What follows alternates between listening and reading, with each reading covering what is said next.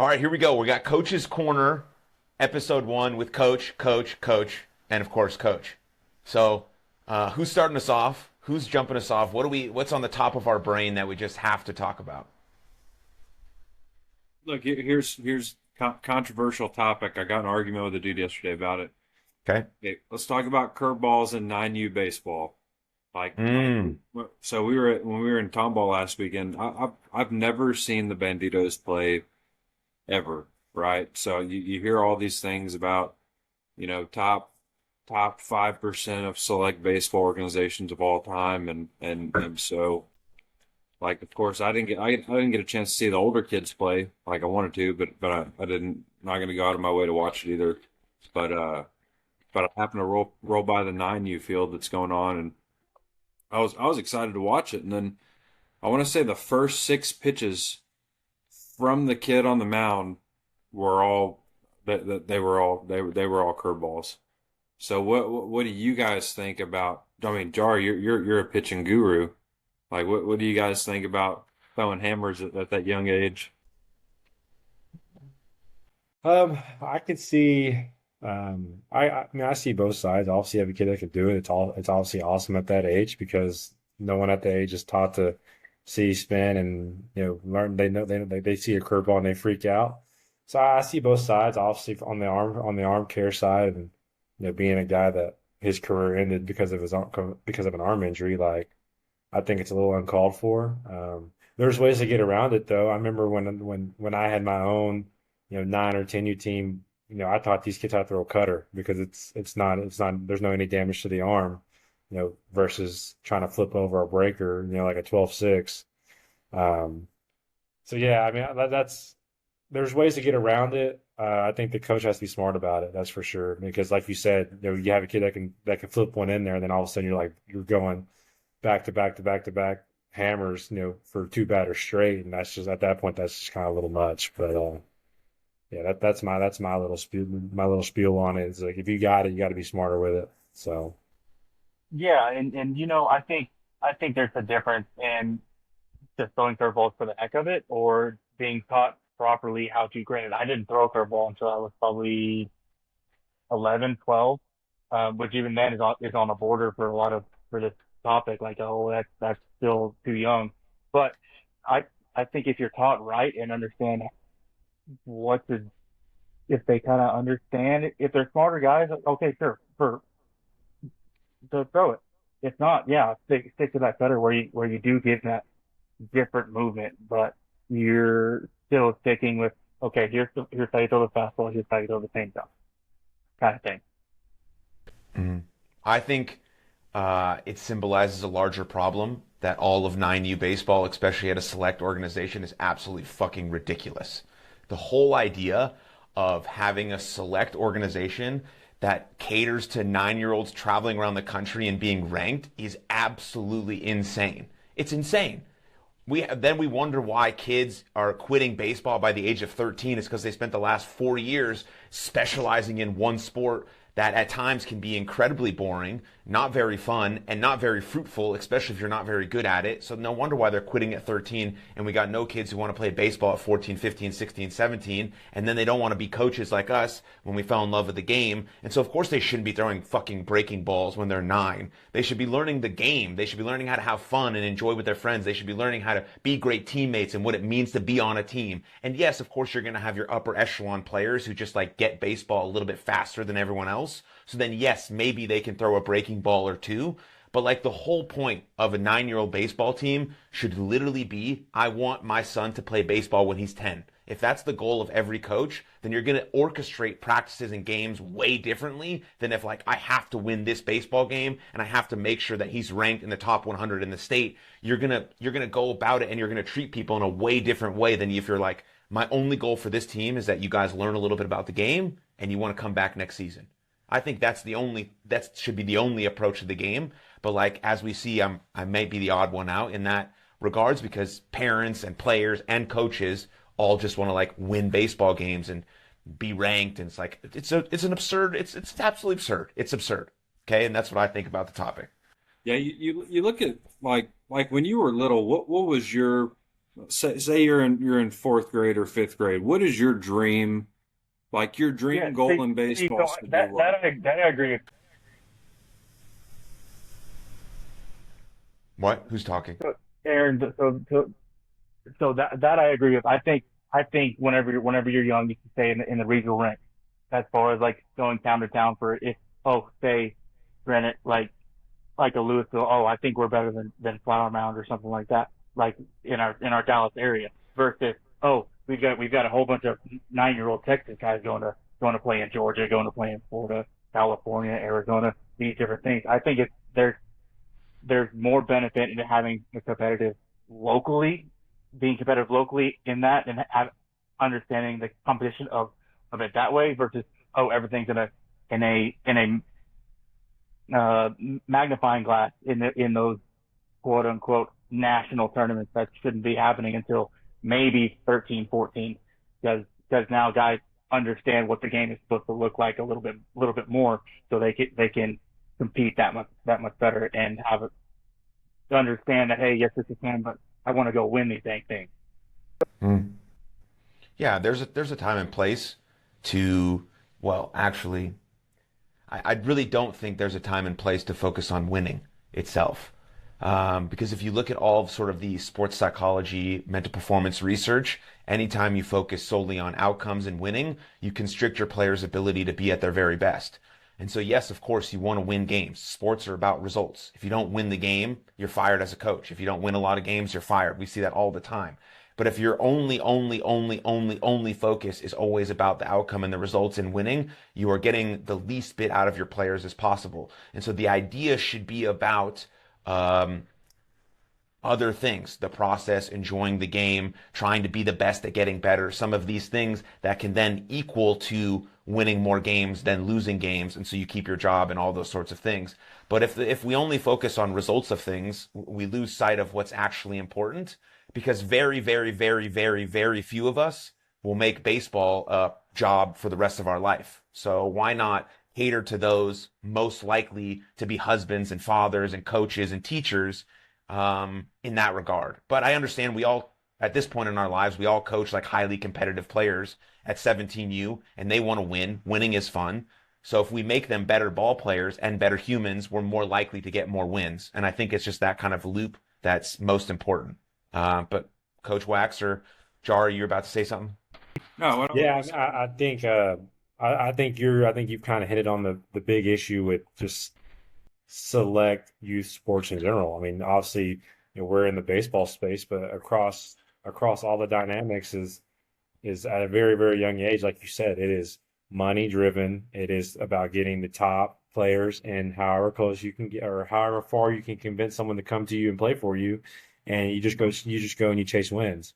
And, I remember when the team that I had was a younger team, thankfully we were all from the same hometown, had these kids when they were 4 years old, taught them how to catch a baseball into a milk jug that we turned upside down and cut the top off. Um, and we had a pretty good foundation and we took that same team with that same, core 9 kids until they were 12, 13, 14 years old. But then, as we got older and we started traveling a little bit more, of course they're like, hey, let's go to Florida for a World Series or let's go to Gulf Shores for a World Series. And, we went and did that. It was cool. But then you go out there and you see those teams, like you said, that are just strictly based off of winning, and you've got kids from out of state coming to play for you, and you're 8 or 9, 10 years old, and like you said, it's we're creating the problem of one entitlement as young players. They get to where they're 13, 14, 15 years old, getting into their high school programs, and they're entitled to whatever they feel like they deserve. They don't know how to work hard, like you said. And then also, like you said, it's all money driven. You have parents throwing away $2,500, $3,000 at 9, 10 years old for what? Literally for what? Your high school coach doesn't care how many games you won when you were 9 years old. Your college coach doesn't care how many games you won when you were 14, 15 years old. And it's starting at an early and earlier age, at least for the baseball aspect. And I'm sure it's probably similar for other sports, but it's all money driven. And it's all driven by wins and how good can you be, and it's really taking the toll on the players, and that's not something that people are thinking about because all they can see is the money. Absolutely. Coach Wax?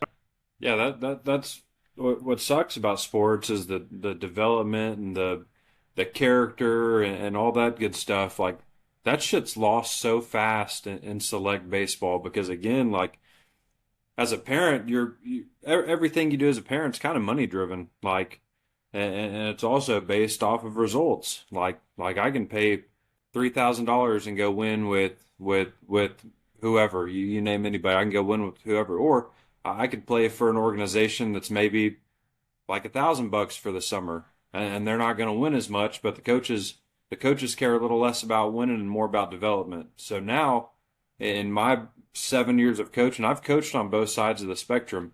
But with those organizations that are a lot cheaper, you end up having parents that are pissed off 24/7 because when they come to try out and you have those conversations like we're cheaper, we're going to stay local, we're going to play some tournaments that are a little less competitive, but the main goal is your 14-year-old gets to play freshman baseball next year. And at first they're like, man, that's great, and then week one rolls around and you go 1-3, and the parents are like, what the fuck are we spending our money on?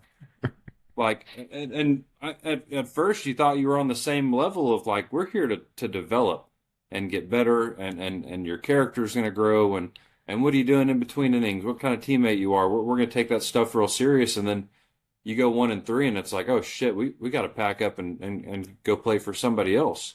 Even though you're doing things right, you're not winning, right? You don't have the coolest uniform on. You don't have the walkout music. You don't have some of the things that these other organizations have. And so, but not part of the problem. I want to say 98% of the problem is these fucking parents with unreal expectations. Like that's 100% the stem of all this stuff. If they were all on the same page of development and going from an okay player to a good player, or from a good player to a great player, if they were on that spectrum and they understood that, the whole select baseball world would be in a better place. But you don't. You got guys that, again, 7, 8, 9. You got the giant speakers and the walkout music. You got the coaches that are cussing at umpires. You got the fans that are acting like it's banana ball. Like it's so far. It's come so far from where it started that now it's a cesspool of people who have no fucking clue what we're actually trying to do here. Yeah. I coached a 9-year-old team last year, and I had an idea for the season, and so I brought it to the parents. My goal was to like really try to ignore the scoreboard at the games, but I was going to keep score on the sheet that I have, and we were going to go over one specific like baseball skill at every practice. So say first practice was like how to field the baseball. And so the kid, when we got into the next game 3 days later on the weekend, the kids would get points every time they did that skill correctly in the game. And so then we would add up the points, and if they got to a certain point, we would all take them out for ice cream after the game or pizza or whatever. And yeah, we would still obviously play the baseball game like normal. There's another team there, and we would do all those things. But I was only grading them on the skill that I had taught them. And then we would go through the whole season. The next day would be like leads from first base, and the next day would be like fly balls and all this stuff. So by the end of the year, they were scored on all of these baseball-related skills, and they got rewarded for doing those in the game. And then I told the parents all this, and I said, I'm largely, though, going to ignore the scoreboard, and we're going to play in some tournaments. And if we make it to bracket play, cool. If we don't, like, we still got the work we needed to be done. So I think all of our tournaments should be, like, local, and here's what we should do. And guess what? I got how that was received. You don't want to win. Like you don't give a fuck about winning. You're just kind of like you're babysitting. But to me, if I'm sitting across from you, I'm like, this guy could care less about wins. And like some parents, like my dad would be on board with you. He'd be like, hell yeah, we're getting better. Some way, somehow, we're getting better. But parents nowadays are probably looking at you kind of head Yeah, tilted. they're Like, probably wondering what are they paying for, you know? Yeah. I thought they were paying for someone to teach their kid how to play baseball. But apparently I was being paid to teach their kid how to win baseball games. And again, I think there's a time and place for that. I really do. But not at 9 years old when catching a fly ball and fielding a ground ball and understanding baseball a little bit more. I mean, we coach 17-year-olds who still lack baseball IQ and certain just very minute details of the game that's what elevates them to the next level. And if I could teach someone that at 9 years old, well, by the time they're 15, 16, I mean, there are leaps and bounds, and they can take those reads and anticipate things a little bit better than other people. But that foresight isn't available because then I can't tell my friends at the barbecue that my kid's on a winning team and he won a championship over the weekend. I can just tell them that my kid's like being graded on this weird scoreboard that doesn't even make sense. And how am I supposed to tell my friends that? And so, like, it's all just so convoluted, and the intentionality is not there. Yeah, it's largely due to parents. And I'm not a parent yet, but I'm going to be soon. So hopefully, maybe it'll be different in 6 or 7 years by the time my boy is playing ball, but who knows? Well, I think as the kids get older, obviously the root begins with the parent, but then they instill those traits into their kid. I had someone mention it to me not too long ago, and I can't remember who it was, but it made so much sense that like you hear kids at such a young age saying so many negative things about their teammates, right? No matter how old they're, 9, 10, 14, whatever it is, high school. Like, for one, kids shouldn't be saying anything bad about their teammates because they should be taught how to be a good teammate, right? But then you think about, okay, well, where are they hearing these things from? A 9-year-old kid just doesn't come up with the fact that Johnny sucks at baseball and he strikes out every time. Yeah. Well, who did he hear that from? The people he's with the most. The car ride home. Exactly. So it's like, so now these parents who are already contributing to the problem as far as their goals for their son's athletic, experiences, now they're instilling bad habits in their son as far as being a teammate or just as someone to work with, outside of sports, whatever the case is. And then you have, on the flip side of that, you also have these kids that as they get older, like you said, they're missing these finite, minuscule baseball IQ things that can set them apart. But now they're also not used to sitting on the bench when they're 15 years old, and they've always been told they're the greatest player, in the area. And then all of a sudden they go to high school and these kids are trying out with them that they've never seen their entire life. And they're wondering, well, where did this kid come from? Where did this kid come from? Well, they've been there this whole entire time, and you thought you were the best and you're really not. And now, boom, you're on the bench your freshman year, and you don't know how to handle it. So I think there's a lot of things that contribute to this big mess, that we call select baseball. Mm-hmm. Coach Greg? So yeah, I mean, I think I think we're all in agreement because it kind of comes down to the parents' point of view about how they want to treat it. I think a lot of dads live vicariously through their sons and how they didn't come up to what they wanted to be, so they want them to be better than what they are, even at 8, 9, 10 years old, versus, I was a bench player on my varsity team. Okay, what can I do to just help him enjoy the game, have fun, gain knowledge to where he is better than me, but not, I'm shouting down umpire throws at 9 years old type of deal. And I think that is where it ultimately starts, and I think we all agree with that. Yeah, so here's the part where, like, I don't want anybody to get it twisted. Like, we're all select baseball coaches, okay? Like, we don't. This isn't a bash to select baseball, because there are people out there that do this right. Like, I truly believe that we're doing this right, but we're all same minded. Like, we all have the same goals in mind. With us coaching, kids that are doing showcase tournaments that. Not showcase like you pay the $3,000 for not a coach to be in sight. Like, we're coaching showcase tournaments where you've got 40 college coaches that are there to watch guys. So we're not talking about, we're not saying select baseball is the devil, because it's not. Select baseball can be one of the greatest avenues for a kid going and playing college baseball. The focus is kind of the guys that do it wrong, or the organizations that kind of take it a step in the wrong direction, as opposed to guys like us that are trying to get guys into college and trying to do good things and teach those 5A, 6A ball players, like, hey, you're either not a dude yet and you're going to have to sit the bench and wait your turn, or you are a dude and you're going to have to get used to not being the dude next year or the year after whenever you're on a 60-man roster. So it's all about the coach's approach.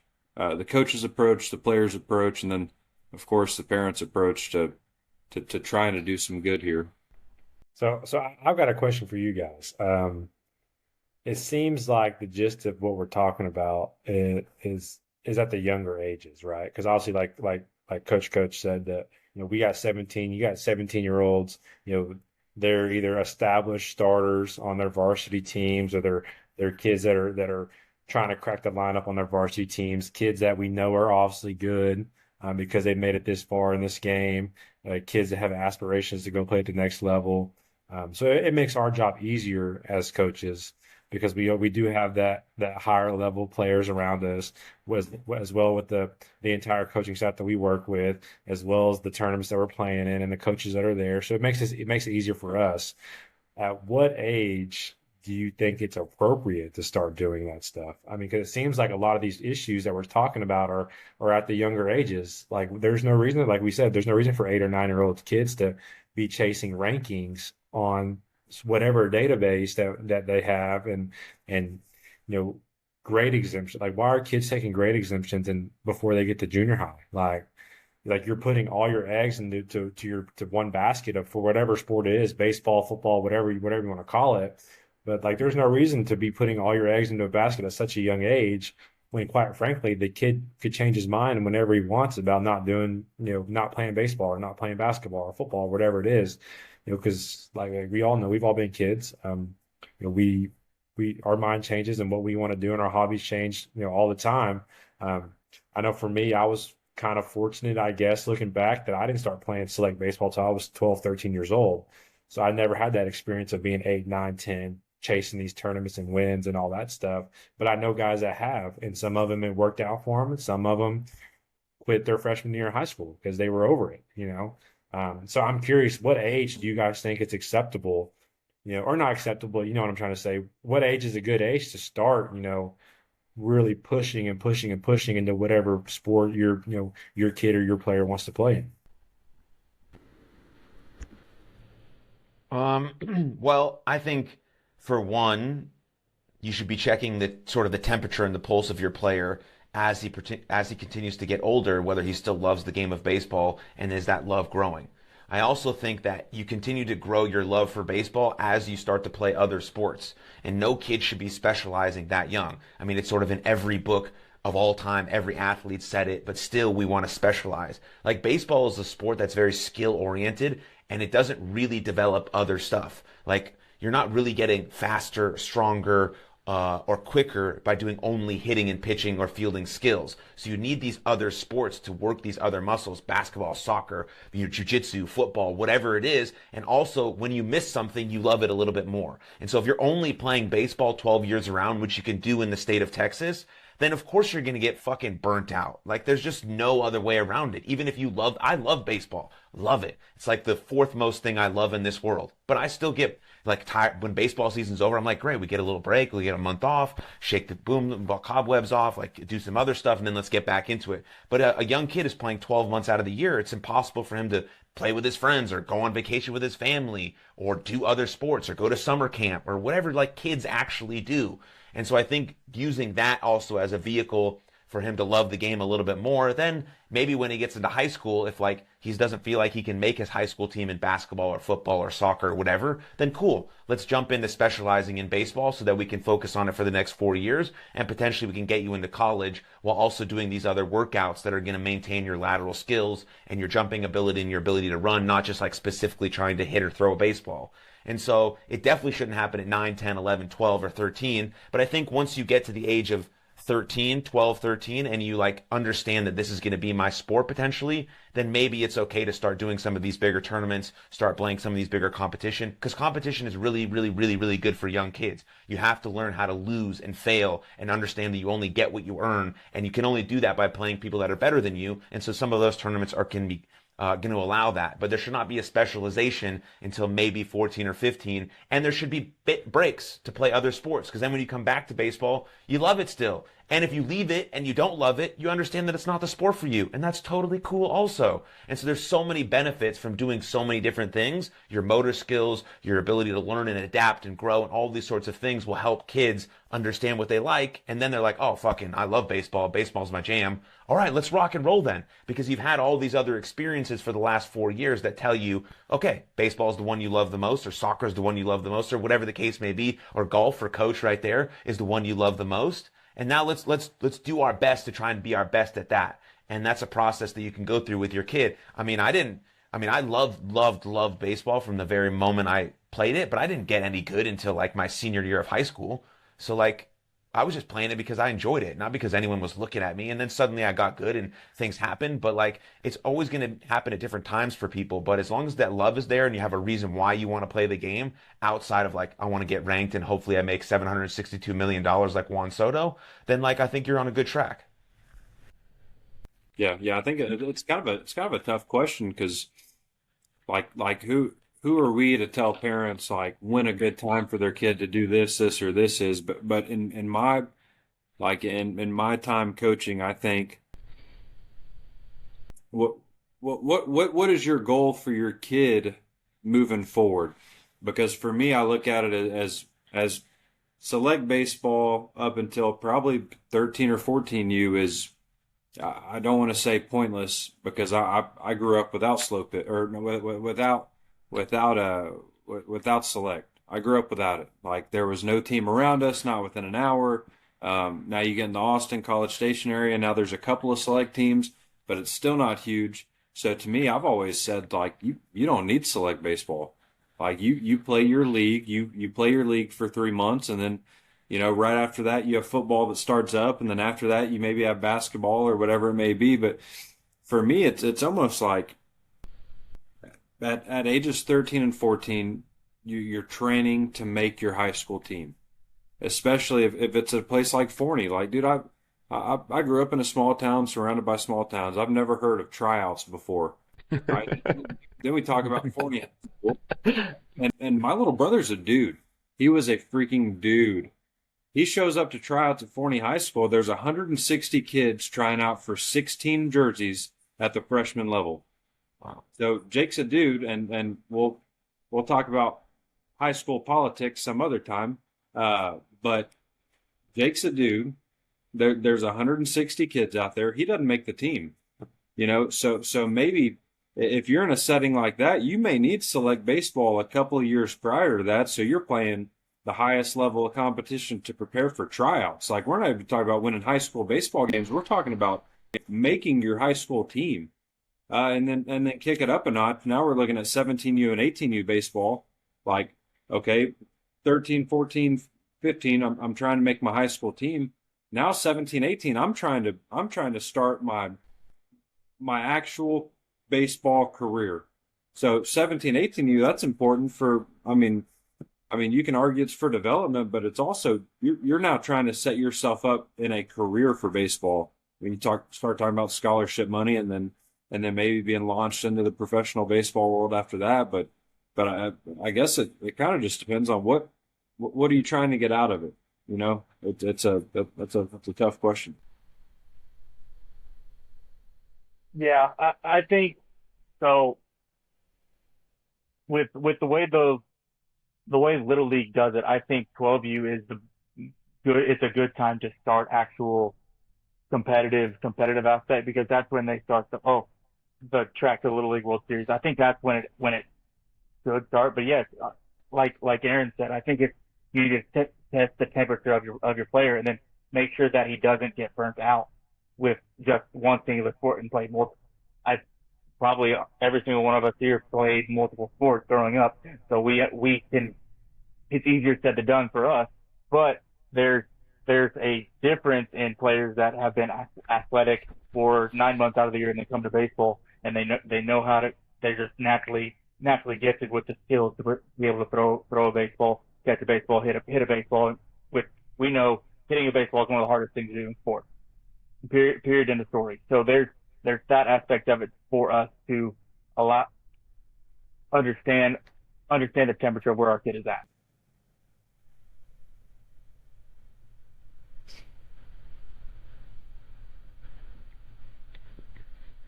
think we lost him. He's back. Yeah, we're good. Keep it rolling.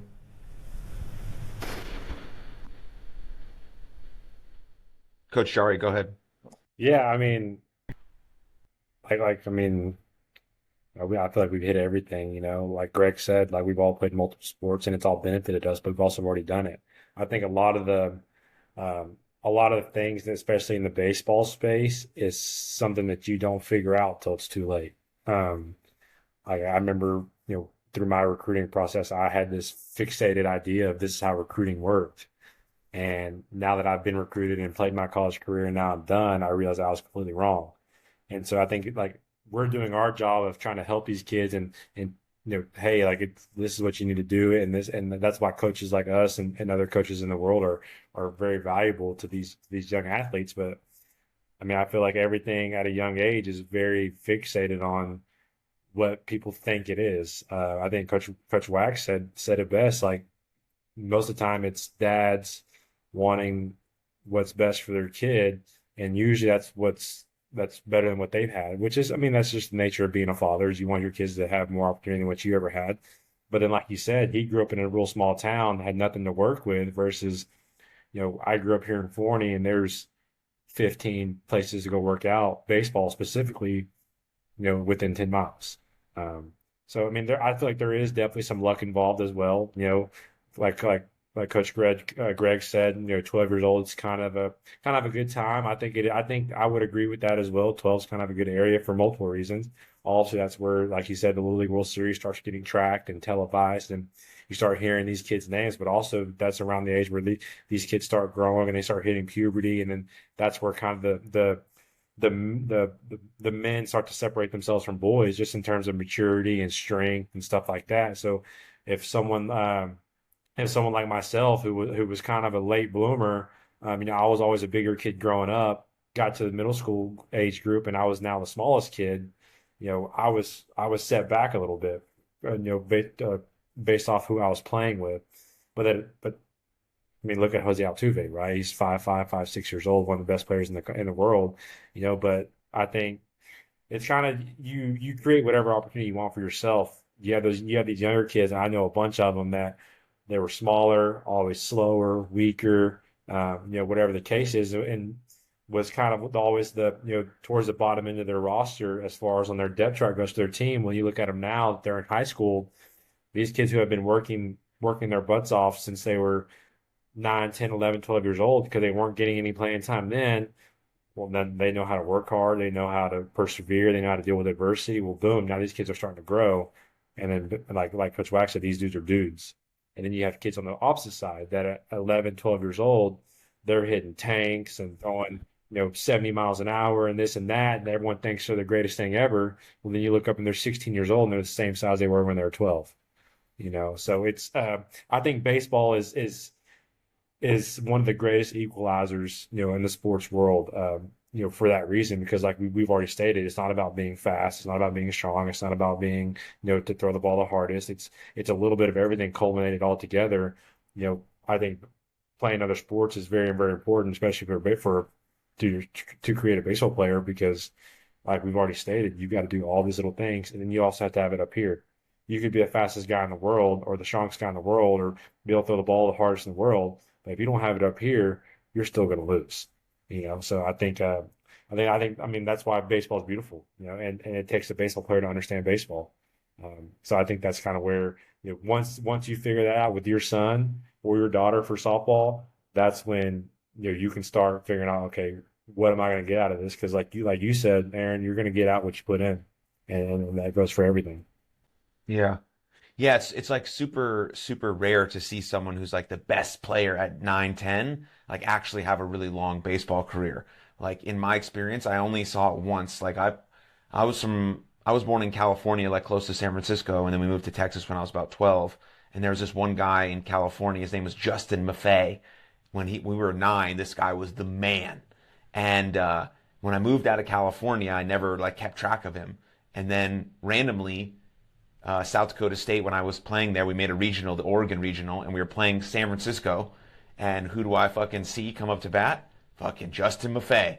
The dude made it. Like, you rarely see that someone who's 9 years old be the best player, and he just kept working. He's a rare case, right? Because he actually kept working and fell in love with the game, and then made it to D1, and he actually had some time in minor league ball. But I was like, oh, that's like one of the coolest things I've seen. I didn't really keep track of him right after I left, right? We were 10 years old. But then, comes over to first base, and I'm like, I'm pretty sure I know you. Pretty sure I know you. And obviously I did. And then my mom actually knew because she was following some of his story. My mom's a big baseball fan. Shout out to my mom. Best supporter I've ever had. And so some of that Justin Maffei is a rare case where he kept going and improving and getting better. Most of it is like what you're saying, like the kid just wasn't very good, 9, 10, 11, 12, 13, but it's like, dude, I don't care. I love this game. It's super fun. My boys are on the team. We get to go to tournaments on the weekends, and coach is really cool, and he's teaching me all these things, and I get to be around my friends, and like sometimes I do well, sometimes I don't, but that's like part of the deal. And now by the time he's 15, 16, 17, he's like, oh, like I'm pretty good now. Like I didn't think I was any good at baseball until like my junior year of college. Like that's when internally I felt like, oh, I think I got this thing figured out a little bit. And I'd been playing baseball since I was 6 or 4 or something like that. And so it just takes a long time for that stuff to mature and happen, and for your body to grow. And it happens at all different ages for people. And sometimes you get unlucky. Sometimes you just don't grow. But like, again, you have all these examples of smaller guys in baseball being able to do the thing because they can have the baseball skill, and don't need to like jump out of the building and all these sorts of things. Of course, being athletic is helpful. That's why you should play other sports. But again, like Coach said, like it's a great equalizer. So I love that. Yeah, dude. Baseball. What I've always loved about baseball. Baseball does not discriminate. Doesn't care how tall you are. Doesn't care how fat you are. Doesn't matter how slow or how fast or how strong. Like you. It almost sucks. Like, no, it does suck. And I'll tell you, as a guy who didn't throw fucking 95, I'm pissed off because I played with guys that threw 95, and I never saw them touch a single fucking weight ever. My whole life, I'm told, get in the gym, go run on the track, do some sprints, do some squats, and one day you're gonna throw a 95. And I'm like, okay, so I dedicate my whole life throwing 95 so I can get drafted one day and take a picture with the t-shirt and the hat on after taking the fucking hand. And then you got a fucking kid from first time I ever saw 90 in my life. It was a kid from Salado High School. Okay, he was probably, I don't know, 5, 8.5, and maybe 125 pounds.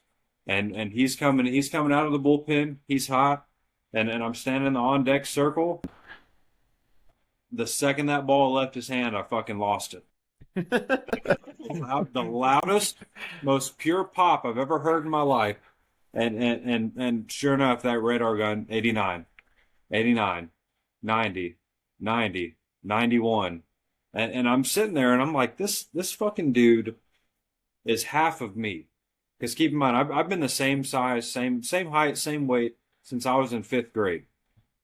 And as a freshman, I'm throwing fucking 78. Like to me, it's a firm 78.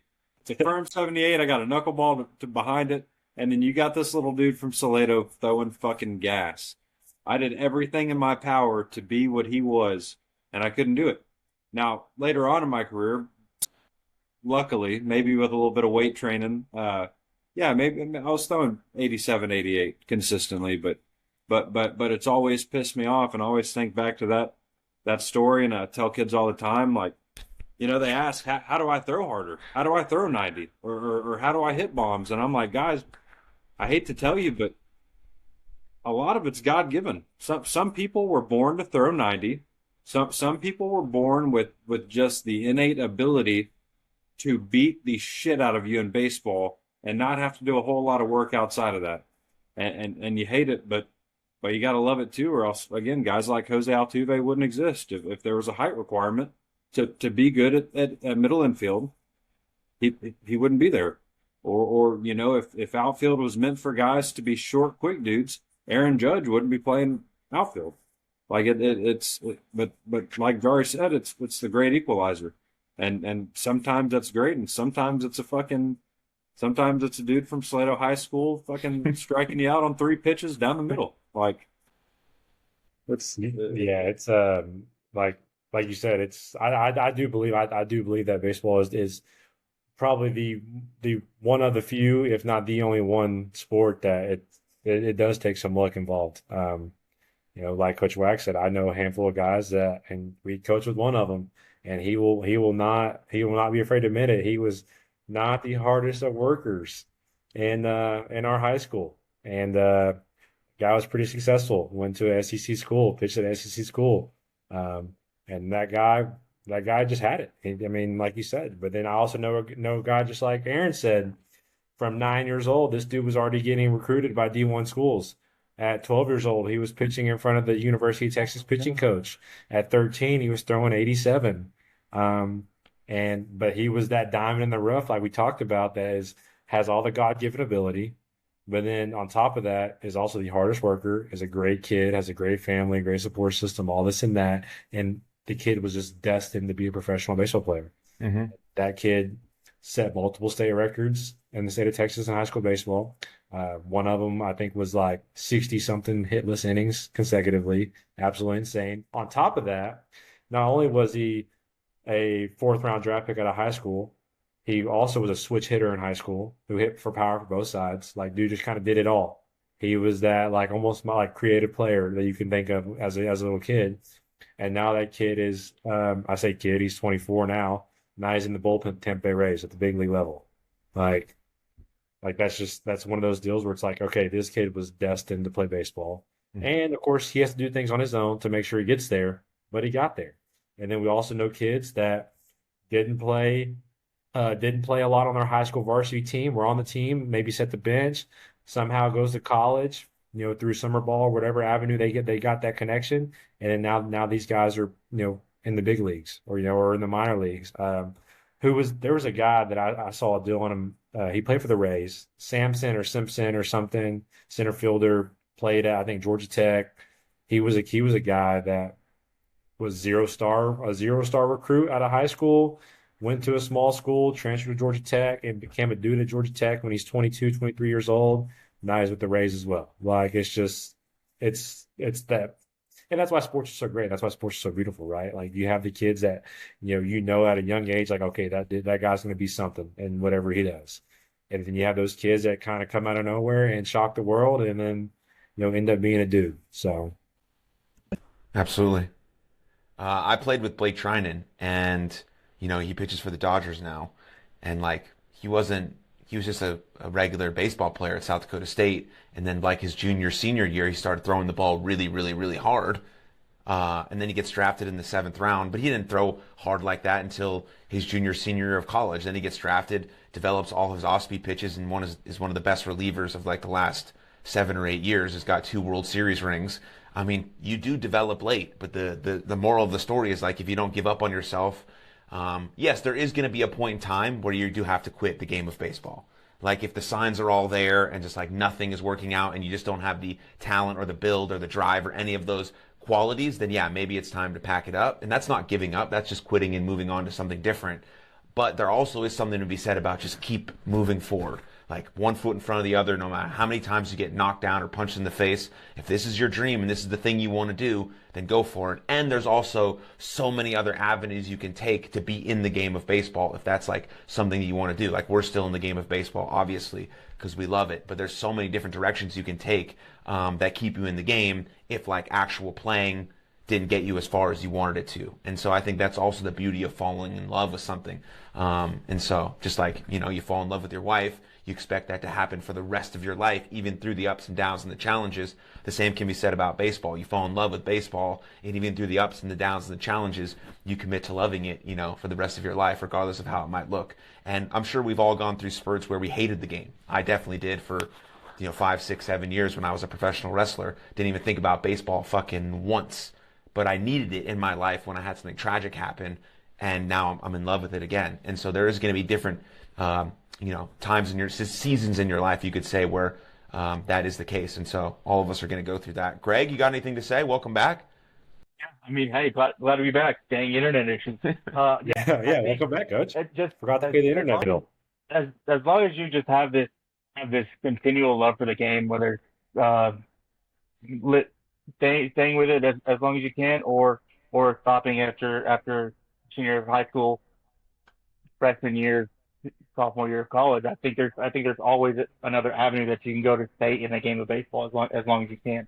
Um, and yeah, there's always going to be the ups and downs. That's what we've preached to our guys. Hey, try to stay level through the ups and downs, and keep your emotions in check with the game, but also in the grand scheme of things, keep your love for the game as long as you absolutely can through the ups and the downs.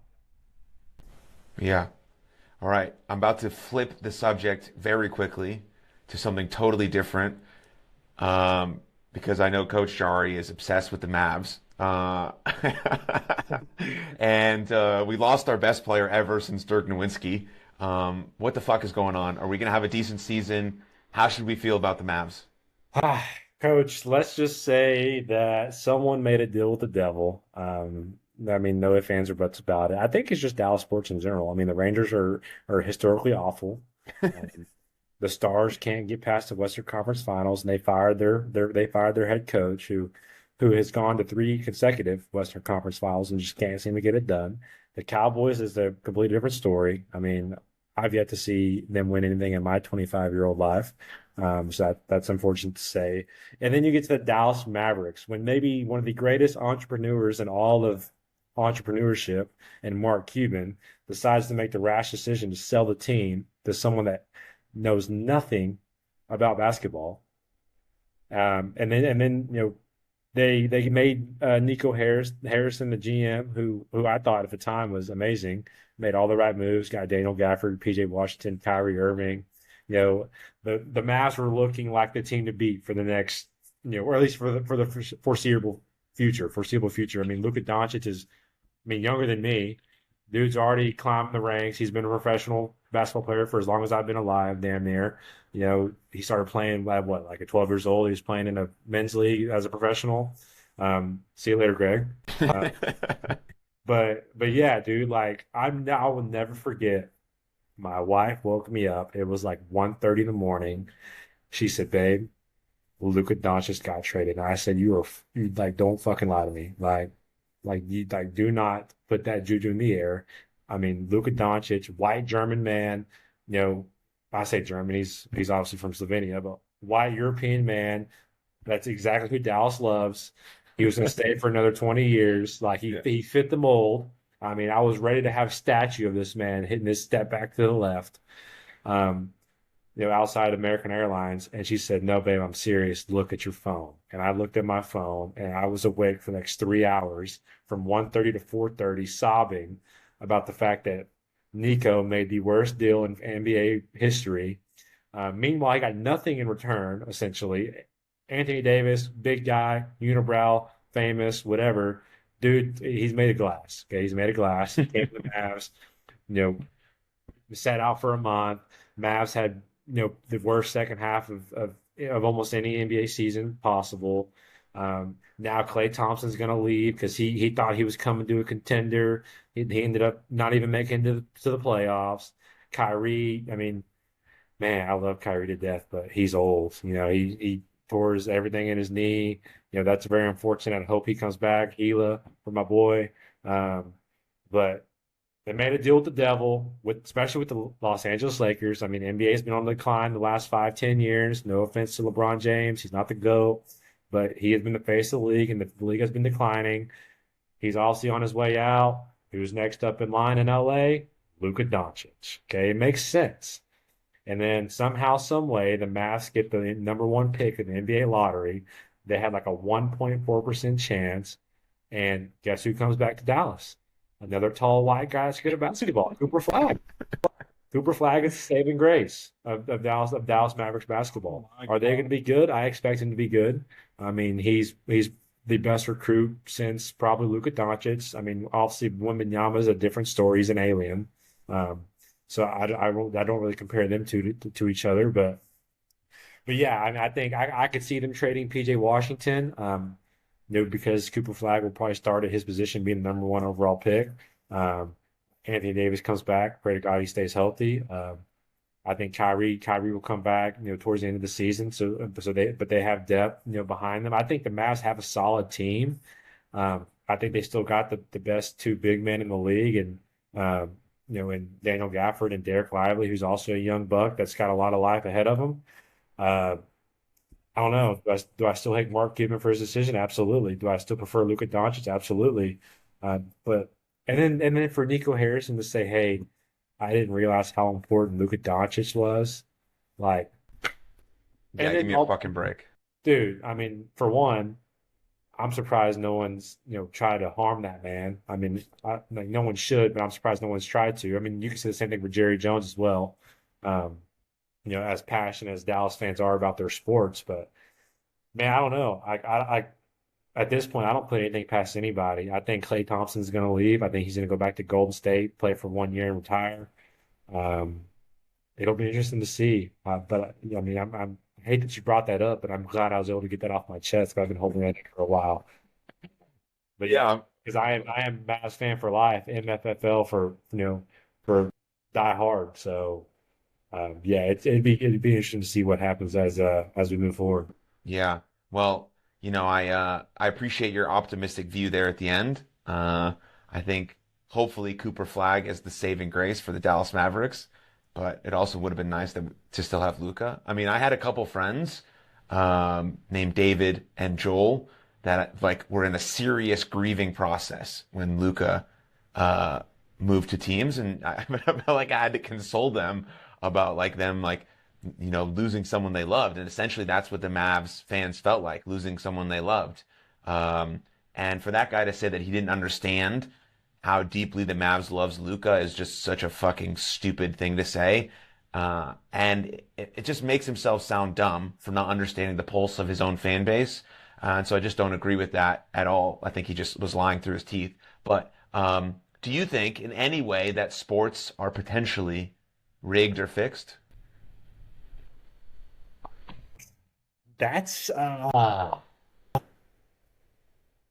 I have to say yes. I really do. Why? Mm-hmm. Because in the grand scheme of things, it's a business. It Mm-hmm. really is. Money makes the world go round. But at the same time, like I'll play devil's advocate if if everything was about money and business, then why haven't the Dallas Cowboys won a Super Bowl? Because that would make the entire earth blow up if the Dallas Cowboys won a Super Bowl. Um, but I do. I think there's some questionable things that go on that we will probably never know about. Um, but I probably in favor of in some form or fashion professional sports are fixed. Mm-hmm. 100%. Here's the problem. Take it from a guy who fucking has bet half of his life savings away on sports betting. Okay, sports are fucking rigged 1,000%. Okay, like everybody loves the Cinderella story, right? The Cinderella story doesn't happen from guys who are shit at baseball or football or basketball, and they're just magically the best team in the world, and they win. No, that shit sells jerseys. It sells seats for the next year. Like my older brother has this theory, and he's hardcore sports gambling. I couldn't even put a dollar amount on how much he gambles, but this dude forever, he bet based on we'll put it on a 10-year span. For 10 years, he betted his bets were all statistic driven, right? It was all based off how does who perform against who? What does this matchup look like? Who does better in this situation? This situation, is it the playoffs? Is it the World Series? What is it? And he lost his ass off, right? Lost his ass off, say for 10 years. The past 3 years, okay, every single bet that he has made, he bets with Vegas. He bets with the odds. He bets against what everybody else. He bets with whatever Vegas sets the line at. He's with Vegas. Since doing that, I want to say, like this year alone, he's already up like $60,000. Like, so if we were to go back and across the 3 year span that he's been doing this, dude, his first year doing it, he was up $120,000. Always betting with the Vegas side. So that like it the house always wins, right? Well, when you put the house in the hands of billionaires, it's going to go the way they want it to go. It's not going to go in a way that's not going to make them money. So sports, professional sports, 1,000% rigged. That's why. And okay, how many underdog stories do you have in professional sports? Maybe 1% of the history of baseball or football or soccer. What 1% is the underdog, right? Well, look at college sports, right? The underdog wins quite a bit in college sports. And you can disagree with me there, but how many times have you seen little old fucking farm town from nowhere win a college World Series, right? It happens more frequently, but in later years, maybe it is more money driven, like because you see less of that. I don't know. That's just kind of my take. Take the Cinderella story. Happens a lot more in professional sports where you can make a lot more money off of it, in my opinion. Greg, No. what's your take? I don't buy it. All these owners are too egotistical to be second fiddle to somebody else. I.e., New England Patriots, i.e., Los Angeles Lakers, i.e., Kansas City Chiefs currently. They're too egotistical to run second place to somebody else. They all want to be on top. Period. So whatever it takes for them to be on top, they will do. So I don't buy that. Especially in the NFL, that's the most magnified. Oh, this sport is rigged. This league is rigged. Yada yada yada. There's no way for 20 years that 30 other owners would be okay with the New England Patriots being the top dog year in year out. I don't buy it. Yeah, but you know why they did that though? Because who was the quarterback of the New England Patriots? Mr. Irrelevant. Okay, who makes the fuss? I mean, that's why that's like Coach Wack said. It's the Cinderella story that happens every so often. But then, okay, you're telling me that the Seattle Seahawks throw the ball on the 1 yard line with the best running back in the league behind them. Exactly. Please explain that. You're telling me that they would just let them win? Yeah, they did. That's Coach, exactly what they did. That's exactly what they did. You tell me It's first and goal on the 1 yard line, Greg. I don't buy it. First and one on the. Oh my No. gosh! if I'm a professional fucking coach and you tell me you get X amount of money to lose this game, I'm taking it. Like second place ain't too bad if I've already won before. You know what I'm saying? Like I'll play second fiddle for an extra $100 million. My kids be eating good for a while off that. Okay, so my counter argument to that: you're able to bet on professional sports, correct? Yeah. Why can't you bet on the WWE that is scripted? Oh, But it's Greg, an air buddy. sport. Why is that not comparable? Because WWE is the only WWE calls themselves sports entertainment. That's what every sport is on the planet. It's sports entertainment. WWE just happens to be the only one that's upfront about it. Bingo. Now, I think everyone has some valid points, but I won't say anything until Greg finishes his point. Go ahead, Greg. Yeah, go ahead, Greg. As long as you don't lag out. I think Greg's just is trying to fight against this because he's a big Kansas City Chiefs fan and he doesn't want the dynasty that they have to be tainted or have an asterisk next to it. So he's really fighting against this rigged stuff, especially since Taylor Swift bought him a couple Super Bowls the last 2 years. Oh, I don't buy that at Bingo. all. Go. Hit the nail on the head. So, So what's better than I the think- best in two worlds clashing, right? You So- take the most iconic woman artist in the last, I don't know, not long, I guess, but as long as Kansas City Chiefs have been good, you take the most popular female artist in the world and you combine her with one of the best players on the best NFL team at the time. You put them guys together. What do you get? 4 Super Bowls, 3 Super Bowls. Bingo. But they won before Bingo. Taylor Money. Swift. And they won more after her. They did not. Hey, one time, tip your cap, right? 2 times, okay. What's going on? Someone needs to figure it out. 4 or 5 times in a row, something's up, man. Something's up. I mean, short-term success is called luck, right? But here's the Long-term thing, success there were is 2 championships before Taylor Swift entered the picture, and we've gone 1 and 2 since. why are you saying we? You're not on the Chiefs. Okay. part of it is I knew somebody was going to say that. So the Chiefs won 2 Super Bowls before Taylor Swift entered the picture with Travis Kelce, and they've gone 1-2 in Super Bowls since, or haven't even reached the Super Bowl. I think part of it is people get fucking bored watching people win all the time. So what do you do when people are bored watching people win? Throw some fucking Swifties in there. Now you're reaching a whole new fan base, and you just sold 5 million fucking Travis Kelce jerseys and Patrick Mahomes. Like it just adds an extra aspect of how can we make more money. Okay, the Chiefs are kicking ass for 5 years straight, whatever. Fans are getting bored. How can we mix it up and increase the revenue? You make them get second. Yes. And add a Taylor Swift. So I'm okay. I think some of it is scripted outside of the on-field competition. On-field competition is the dudes on the field going at it. And I don't think that shit is scripted at all. I don't know. Some of the shit just seems so like too coincidental.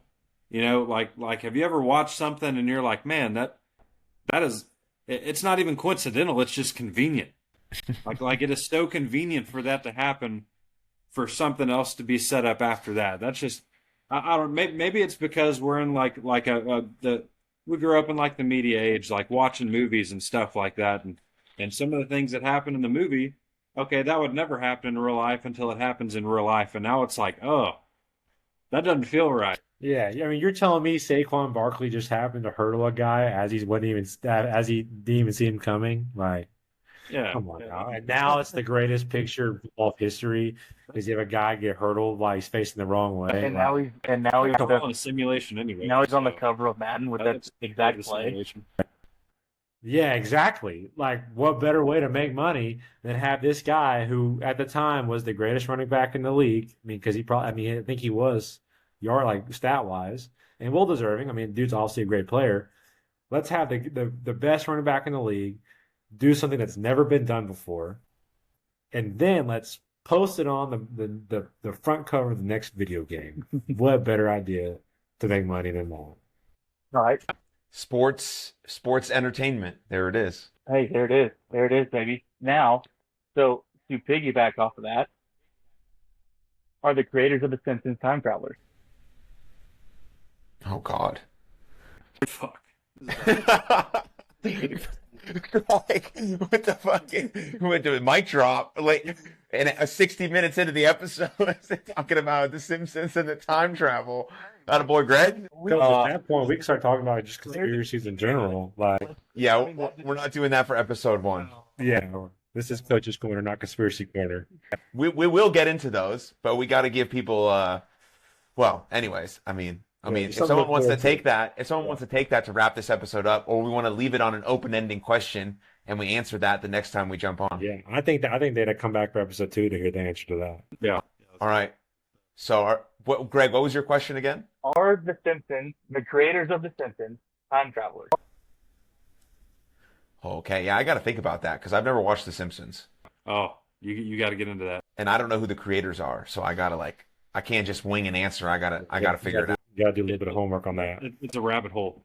Okay, great. Well, if you guys didn't hate this first episode of Coach's Corner, then you can come back to hear our answers for that on episode 2. But does anyone have any closing remarks, last minute thoughts before we wrap it up? I just want everyone to know that this series is going to be absolutely electric, and if they don't feel the vibes, then what the fuck is wrong with you? But I hope you come back and join us. Look, and this was a 4 p.m. podcast. One of these nights, it's gonna be a midnighter, and things are gonna get fucking hairy. Facts. Yeah, Coach's Corner marathon this time next week. Coach's Corner after dark. That's Hey, everybody, throw on your seatbelts. Let's get ready for this ride. Hey, wait till they find out Greg played for the Texas Rangers. Oh, Let's go, Greg. Oh, yes. Awesome. All right. Well, good work, boys. I'll see you guys in person very soon. And, cheers to Coach's Corner. better, fellas.